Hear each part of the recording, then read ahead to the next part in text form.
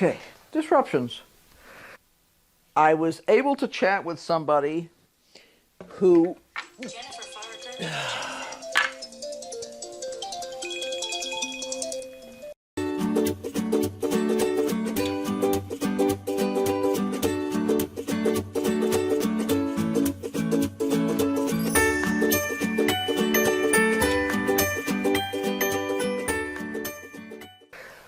Talking about the flags, I was fortunate enough when I was making these to have the opportunity to chat with someone who had done a lot of flags. And flags are a great way to attract attention to something that's going on. So if you've ever driven past, I don't know, a car dealership or something, you'll see those goofy blow up sort of things there that have flags and flappies and this and that and the other thing, because the motion attracts people's attention. So having these way up on poles attracts people's attention. Plus, when I am, like I was at an event in February and somebody said, "I didn't realize you were here, where's your shop?" And I said, "See those flags right over there?" And they're like, "Awesome, I'll be by later." And it was easy. I could just say to somebody, "Top of the hill, red and purple flags." You know, we put one on each side of the pavilion. It looks great. It's attractive. They don't normally get super noisy. If you knew you were going to have a terrible windstorm, I might pull them down, which is easy enough to do based on the way we have them set up. But generally speaking, they're great. And they're super easy to make. This is just a sleeve that goes on here, and all I did was at the very top here, I put, this is literally a screw, I just put a screw through here with a washer. So I screw this on so that I can take it off easily. I have to unscrew one screw. If I was really concerned, I suppose I could put two in, but one worked fine. So, and that's been good for like 8 years. So this fabric is nothing expensive. And that was one of the fun parts about it. It's called Silk Essence. We got it originally at Joann's. It's probably carried by most fabric shops that carry anything other than quilt fabric, because it's not a quilt fabric. It's fake silk, basically. I think it's actually a poly. But it comes in like a gazillion colors. And I actually picked up some a few months ago. I was thinking about going to one of the fabric stores. But one of the problems I've had in our area was finding the colors I wanted. So I went online and picked it up there, and not particularly expensive. Oh, that's not fabric. There's a pile of junk in the corner there. Anyway, so that'll be the purple that I'll replace, and this will be the red that I'll replace. It drapes, and that was the big thing, is you want, for something like a flag, you want something that's going to be really drapey, flowy, so that the wind picks it up easily and can flap it. And I knew that, like the canvas and stuff that I've used before was not going to be a good choice for that, and that's one of the things you really need to consider when you're doing a flag or a banner or anything, is what's a good choice? What is going to show off your handcraft the best? And the answer in this case was something flappy, and I wasn't going to use real silk. I have used real silk before. I'm trying to see if I actually can see them from here. I don't think I can. I think they're buried in storage. I have some handmade banners, but those are hand painted. And from experience, I know that the hand painted banners will eventually fade slightly. I really like ours anyway. It has the heraldry that we own as part of our organization on it. But in this case, I didn't want to do anything fancy for the shop. I just wanted to, and I have considered doing, you know, some of this sort of stuff, a tee and blah, blah, blah. The nice thing about this is if it gets ragged, if it gets you know, worn out, you get another couple of yards. And even if you have to pay full price for it, you're not going to break the bank. And it makes a great impression. Like I say, this is still stiff because it hasn't been washed or anything, and I'm not going to bother washing it. If I were making, when I sew things that I'm going to be wearing, I will wash the fabric first, because there's nothing more horrific than, I've known people who've had allergic reactions to the sizing that was in their fabric, but there's nothing more horrific than making something, liking the way it fits, washing it after you've worn it once, and it shrinks 2 sizes. I've actually had that happen before. When I had actually washed the fabric, now I tend to get a little rough with it when I wash it. I usually kind of like try and shrink it on purpose, because I had an outfit years ago that I had spent quite a bit of time on, and I'd worn it maybe twice, 3 times, and I washed it again, and it shrunk at least a solid size, maybe 2. And it shrunk places that you're never going to lose weight on. So it's not like you can say, oh, I must have eaten an extra donut, and that's what the problem is. No, it was too narrow across the shoulders. The sleeves were too short. The sleeves were too tight. It was just a nightmare. So for clothes, I always pre-wash. And I pre-wash for quilts, too, because I don't want to have fabric shrink differentially. So what that means is you could have 2 different cottons with 2 different patterns, and one shrinks a lot and the other one doesn't shrink at all, and now you've got wobbly fabric on your quilt.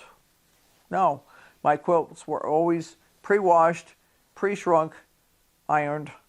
Yeah. But this stuff I'm not going to wash or anything else. I'm just going to cut it out. I'm trying to see on this one here. It's been a while since I did this. Did I bind both edges or did I use a selvage? In this case, I bound both edges so that I could just get a really nice edge. In a pinch, you could use a selvage, but I think I probably rolled the selvage on the inside for the sleeve. So I would roll that in, make the sleeve wide enough for the pole to go through, and slide it on there.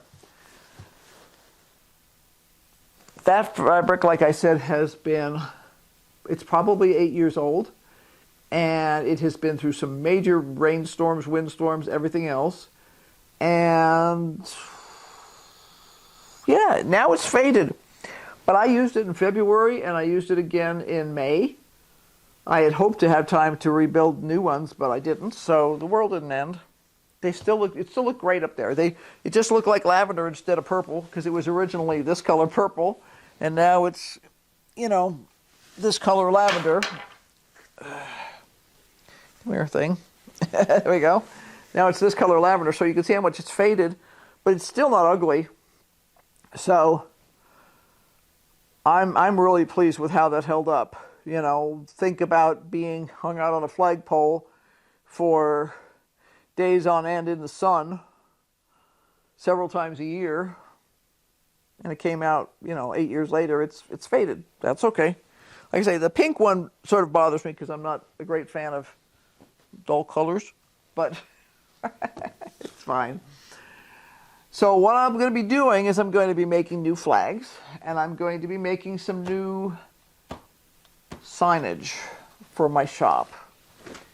And I have the dimensions written down to make a new, larger sign, because this sign is fine. It still works, but it's smaller than I'd like it to be. I'd like people to be able to really read the sign from a greater distance, which means I need to make it bigger.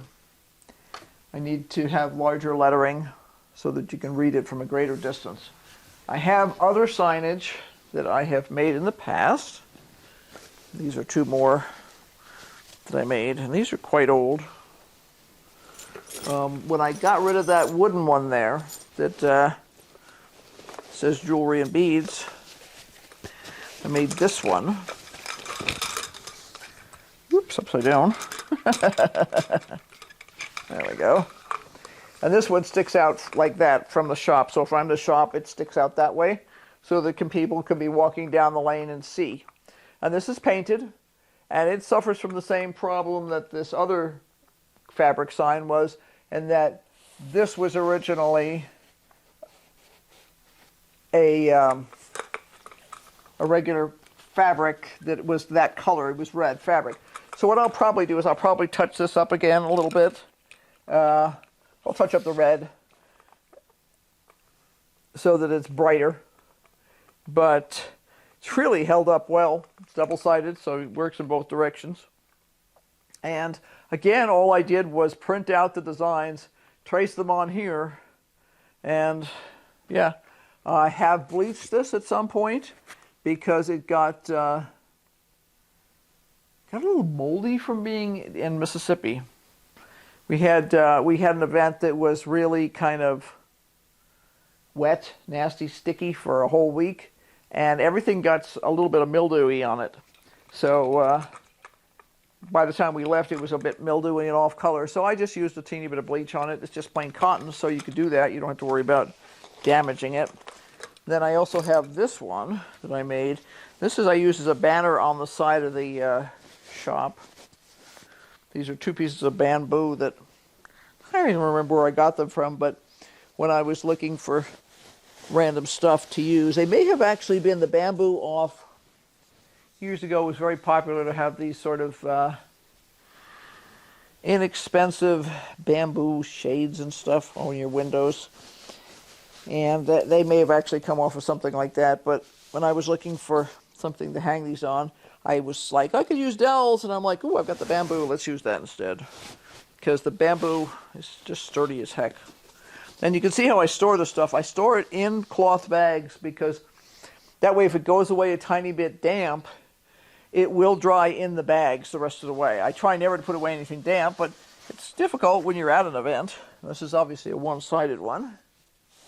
This hangs up against the side of a pavilion.